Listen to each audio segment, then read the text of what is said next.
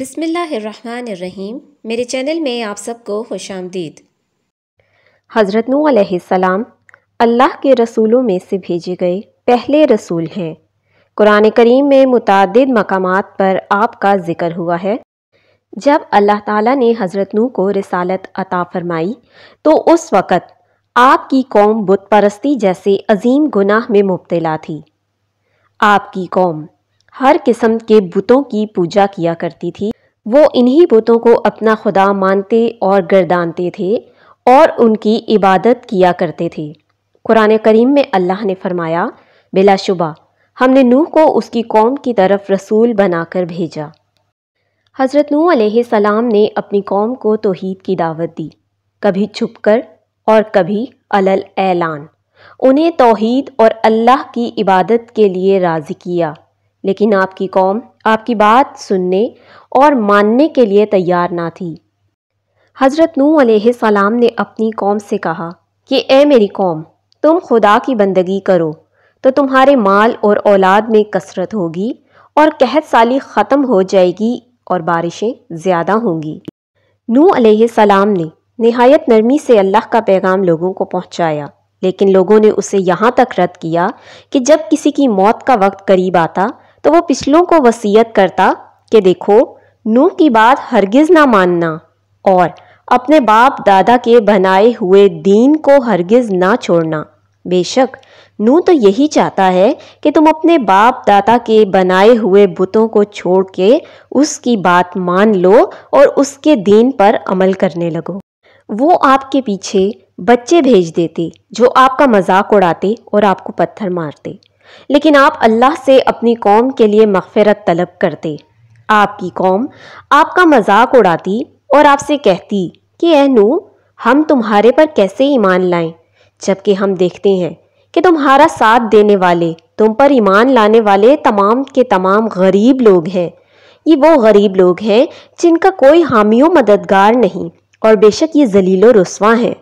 آپ کی قوم آپ سے مخاطب ہوئی اور کہا کہ نوح، تم نے ناحق ہم سے اتنا جھگڑا کیا، بس اگر تم واقعی سچے ہو اور اگر تمہارا رب واقعی سچا ہے تو تم ہماری طرف وہ عذاب بھیج دو جس کا تم ہمیشہ سے وعدہ کرتے ہو۔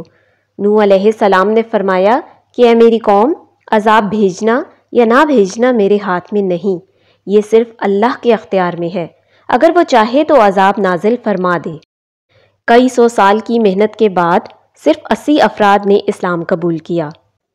حضرت نوح نے اللہ سے دعا کی کہ اے اللہ، میں اپنی قوم کو راہ راست پر لانے کی جتنی کوشش کرتا ہوں ان کی دشمنی میرے ساتھ اتنی زیادہ بڑھتی جاتی ہے، لہٰذا تو ظالموں کو تباہ کر اور ان کو جہنم واصل فرما۔ اللہ نے نوح علیہ السلام کو حکم دیا کہ کشتی کی تعمیر کریں۔ اللہ کے دیے گئے حکم کے مطابق نوح نے کشتی کی تعمیر کا آغاز کیا۔ آپ کی قوم نے جب یہ دیکھا تو وہ مذاق اڑانے لگے کہ اس کشتی کو کہاں چلائیں گے، کشتی چلانے کے لیے تو پانی کی ضرورت ہے۔ آپ نے ان کی باتوں پہ کوئی دھیان نہ دیا اور خاموشی سے اپنا کام مکمل کرتے رہے اور اللہ کے حکم کے مطابق کشتی کی تعمیر مکمل کی۔ اس کے بعد نوح علیہ السلام نے اللہ کے حکم سے تمام اہل ایمان، اپنے عیال اور تمام چرند و پرند کا ایک ایک جوڑا کشتی میں سوار کیا۔ کشتی کے سب سے نچلے حصے میں جانوروں اور چوپایوں کو رکھا گیا، درمیانی حصے میں انسانوں اور سب سے اوپر والے حصے میں پرندوں کو رکھا گیا۔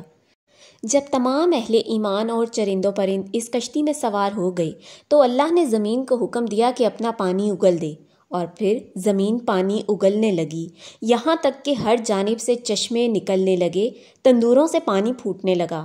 پھر اللہ نے آسمان کو حکم دیا کہ پانی برسائے اور اس وقت تک برسائے جب تک تمام کافر غرق نہ ہو جائیں۔ نوح علیہ السلام نے اپنے بیٹے کنعان کو کشتی پہ آنے کی دعوت دی، جو اس نے یہ کہہ کے ٹھکرا دی کہ آپ جائیں، میں بھاگ کر پہاڑ پہ چڑھ جاؤں گا اور اپنی جان بچا لوں گا، اور ایسے وہ بھی غرق ہوا۔ 40 روز کے بعد جب عذاب مکمل ہوا تو کشتی پہاڑ جودی پہ جا کر رک گئی۔ نوح علیہ السلام نے زمین اور باقی معاملات کی خبر لینے کے لیے کوے کو بھیجا تاکہ وہ جائے اور خبر لے کر آئے۔ کوا واپس آنے کی بجائے وہاں مردار کھانے رک گیا اور حضرت نوح کی بد دعا کے مطابق وہ آج بھی مردار ہی کھا رہا ہے۔ حضرت نوح نے کبوتر کو روانہ کیا کہ وہ جائے اور زمین کے حالات کی خبر لے کر آئے۔